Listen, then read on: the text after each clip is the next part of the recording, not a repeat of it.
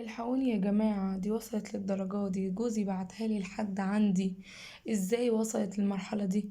الموضوع بجد ما يتسكتش عليها، تتصدموا صدمة كبيرة جدا جدا لما تشوفوا اللي باقي من الفيديو وتسمعوا اللي انا هقوله. تعالوا بينا كده، يلا يا جماعة مع بعض نبدأ الفيديو وتشوفوا الكارثة اللي انا وصلت لها. الاول بس اسلم عليكم واقول لكم عاملين ايه، يا رب كلكم تكونوا بخير وكويسين وفي احسن حال. النهارده جيت لكم كده بعد الفرح طازه. عايزه اقول لكم، انا قعدت افك شعري معاكم والفورمه اللي انا كنت عاملاها، وقولوا لي ايه رايكم في الفستان و... والفورمه اللي انا كنت عاملاها والميك اب. اكتبوا لي في الكومنتات وقيموه من 10. علشان الفستان ده بصراحة انا كنت جايباه ومش عاجبني اخر حاجة، بس اتفاجئت يعني ان هو طلع شكله حلو قوي كده وعجب كل اللي شافوه. المهم جيت بقى كده، كنت في الكوافير مثبتلي الهير بيس ده بطريقة مش قادرة اوصفها لكم، لدرجة جوزي بعتلي فيديو صدمت فيه، هتشوفوه في اخر الفيديو بجد. جيت هنا كده بقى، طبعا فكيته بعذاب كل العرايس وكل اللي ركب الهير بيس دوت. حاسس انا بقول ايه؟ انا وقعت في المشكلة دي مرتين، مرة يوم فرحي والمرة التانية يوم فرح قريبتنا دي. قعدت افك كمية بنس يعني ملهاش عدد، ملهاش عدد بجد يا بنات. المهم فكيتها كده طبعا وشعري اتقطع كله زي ما انتوا شايفين بالمنظر ده. بس عايزه اقولكوا يا بنات، فضل ثابت ثابت لاخر حاجه. انا مسحت الميك اب من غيركم بصراحه عشان ما كنتش قادره، الرموش كانت موقعه عينيا من مكانها، ما كنتش قادره استحملها. انا عندي حساسيه في عيني بتخلي اي حاجه تقيله عليها او اي ميك اب عليها بيخليني مش بشوف اصلا. بصوا خلعت الهير بيس بالتوك. ما كنتش قادره بصراحه. لميت بقى شعري كده، شفت بقولك خدت نفسي.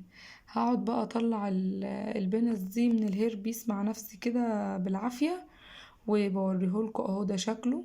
في ناس بتلبسه كده، وفي ناس بتلبسه على اول الشعر، وفي ناس بتلبسه بعد القصة كده زي ما انا ما كنت عاملاه. وبيتشكل طبعا لان هو بيبقى زي السلك الرباط كده، انا بشبهه بكده بصراحة. بحفظه ازاي؟ بشيله في منديل وجوه كيس، وبحطه في اي درج بعيدا عن البرفان والهواء واستخدام ايدي يعني. طبعا هنا كده المنظم الاكليريك ده احنا هنعمله مع بعض دلوقتي بوريهولكوا، بس هو مقطع جه قبل مقطع. كنت طالبة اوردر وجالي. رحت جبته انا يعني من المحل. آه وقلت اوريهولكوا كده.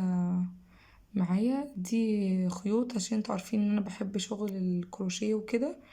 دي خيوط جبتها، دي مستوردة مش مصرية. عايزة اقولكوا حلوة جدا وهعمل بيها حاجة واوريها لكم. وجبت كمان المنظم الروعة ده يا جماعة. بصراحة كنت بشوفه دايما واقول احس كده ان هو مش عملي، مش هينفعني، مش عاجبني. بس بصراحة انا اتفاجئت لما صاحبتي جابته وكده. وقالت لي حلو جربيه، رحت شفته وعجبني فعلا وطلبته وجالي. هنا كده بوريكوا ايه هو متكون من ايه. هنا ده فيه رمان بيلي كده في القاعدة من تحت، ودي أرفف وأدوار كده بسنون بتدخل فيه. وفي العمدان ديت، حاسة ان انا ببني بيت بس مش مشكلة. آه، في كمان الحاجات دي بصراحة انا ما فهمتش هي بتتعمل ازاي، بس انا يعني فتيت فيها شوية كده وركبتها. مسكت بقى جبت مناديل كده وقلت لمعه، هو مفهوش اي حاجة زي ما انتوا شايفين، هو بيبرق. بس انتوا عارفين مشكلة الوسواس اللي عندي وكده. فقلت لا يا بنت لازم ان انتي تظبطيه. هنا كده بوريهولكوا في لزق شيلته. بس هو بيلمع والله مفهوش حاجة، بس انا اللي بحب اتعب نفسي دايما، ما علينا يعني. قلت بقى ايه اوريكم وانا بركبه علشان بجد انا دخت ركبه. وابتديت بقى ان انا قعدت اشوفه بقى بيتركب ازاي، وشفت طريقة التركيب من على الورق. بصراحة هي مش موضحة اي حاجة خالص.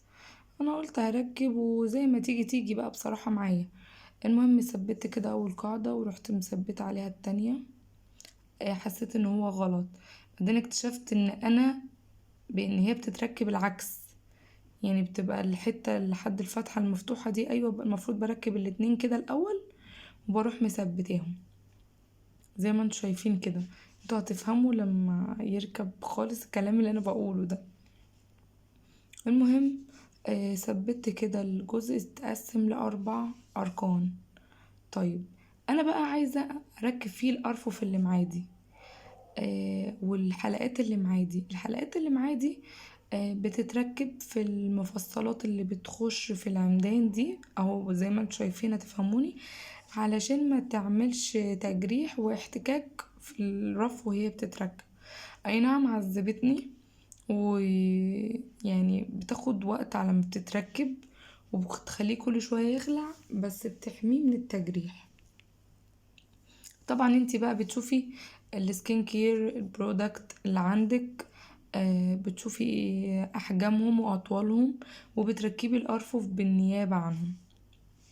مش عارفة انا حاطالكم مقطع وانا مصورة الستاند دوت بعد ما رصيته ولا لا، بس انا كنت عامله لكم بيه ريلز كده هنزله. بس هو يا جماعه بجد يعني طلع خطير خطير بجد. ريحني قوي ولم اللي على التسريحه وشال الزحمه.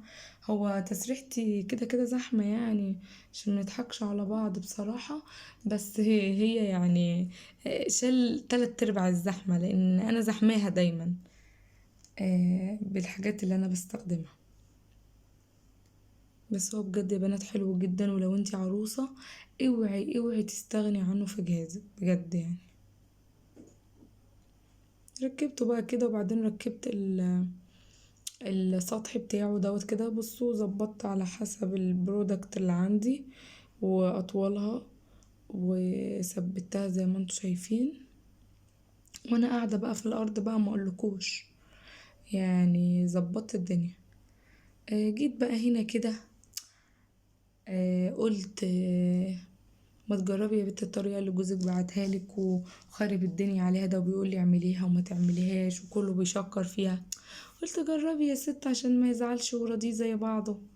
جبت بقى زيت عطري، صدقوني حتى مش عارفة ريحته ايه. هو كان زيت عطري عندي من بدري، ويعني بالأمانة مش عارفة ريحته. المهم بالمناسبة ده كان تاني يوم، لأن أنا كنت هنكت عشان بس منضحكش على بعض، وكنت جبت آخري. جبت كربونات وكده وحطيت عليه الزيت العطري. مش عارفة بصراحة ريحته ايه، بس هو ريحته قرب للورد يعني. وجبت مصفى وابتديت ان انا احط فيها الكربونات وارشها كده بشكل عشوائي علشان يجي على الكل. عايزه اقولكوا بعد شويه الكربوناتو ده بيختفي، يعني مش بيفضل معمول كده واضح قدامكم. الطريقة حلوة وفعالة ولا لأ، هقولكوا في آخر الفيديو ندمت عليها ولا لأ، لأنها بصراحة يعني هي مش متعبة. بس عايزة حد فاضي كل شوية مروش أي حاجة يقعد يعمل فيها، بس هي دي كل الفكرة. بس في آخر الفيديو بقى هقولكوا إذا كانت عجبتني ولا لأ وريحتني ولا لأ.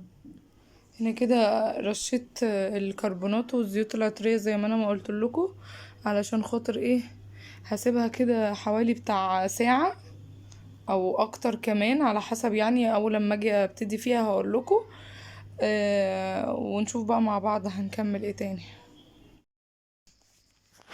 جبت بقى كده المكنسة وجبت لها اللي هي الوش الصغير دوت، علشان اعرف ان انا اتحكم فيها. وكمان هو وش نضيف ما استخدمتوش في الارض خالص، وكمان الفتحة بتاعة السحب بتاعته كبيرة بصراحة. لو ملاحظين الجزء اللي بيبقى فيه ابيض اهو بشاورلكوا عليه، بصوا بيتسحب ازاي. بتسحبه بكل سهولة الكربونات ومش بتاخد وقت بصراحة في السحب لو اخدين بالكوا. في ناس كتير قوي قوي سألتني على نوع المرتبة بتاعتي، وانها ما شاء الله بقالها زمن وجميلة جدا وزي ما هي كان براند امريكي كان اسمه تاكي لايف. يعني هي كانت موجودة في الوقت اللي انا اشتريت فيه هي كانت اغلى نوع مرتبة بجد والله، مش ببالغ ولا بتفخر ابدا. بس الحمد لله يعني. ربنا يخلي لي اهلي يا رب. يوم ما جابوا احسن حاجة، بالدليل ان عاجباكوا لحد دلوقتي زي ما انتوا شايفين تقفيل ونظافة، خامة، يعني حاجة محترمة زي ما انتوا شايفين كده. ريحتني قوي قوي بصراحة. ربنا يريحهم يا رب، وي... واشوفهم مرتاحين وبأحسن صحة وربنا يديهم طولة العمر يا رب. جبت بقى الوش التالت ده بتاع المكنسة، وابتديت ان انا الم بيه من الحرف اللي هو البني ده زي ما انتوا شايفين كده. بمشي كده عشان اللي ساقط في الجناب وال... الشكل بتاع المكنسة التاني معرفش يجيبه، ده هيجيبه. فبصراحة حلوة جدا جدا آه، نفعتني، والطريقة فعالة جدا يا بنات. عايزة اقول لكم المرتبة بعديها كأنها بتتنفس، وتستاهل التعب عليها والله، يعني مش هزار. الموضوع مش متعب زي ما قلت لكم، بس دوشة ان انتوا بتحطوها بتسيبوها ساعة 2 3، بس ما تزودوش عن كده عشان الكربونات حامية، وكمان بتاكل القماش وكده، فما تنسوش حاجة زي دي. ورحت بقى عملت الأرفف بتاعة السرير وكنستها، وجيت بقى شلت الشكل ده. عايزة اقول لكم لم وبر وانا ما كنتش شايفاه. جيت بقى من الفتحات بتاعة التهوية دي، وابتديت اسحب منها الهواء، وكنت بحسه كنت بحسها بتتحرك. كنت بشفط الهواء عشان الهواء اللي يخشها يبقى هواء جديد ونضيف. عايزه اقول لكم ريحه جميله جدا وعجبتني قوي بصراحه. قلت اجيب حاجه انفضها كده عشان لو المكنسه سايبه حاجه ما شاء الله ما لقيتش اي حاجه على السرير. وفرشت الملايه. كنا كل ما نيجي ننام من بعد الكربوناتي دي تشموا ريحة الزيوت العطرية. المرتبة كده تحسوها اتنفست. جربوا يا بنات الطريقة دي وقولولي. الطريقة دي طريقة أجنبية مش بتاعت حد مصري خالص، وأنا نفذتها ويا رب تعجبكم. وأشوفكم في فيديو جديد. ما تنسوش تدوسوا لايك لو استفدتوا. باي باي.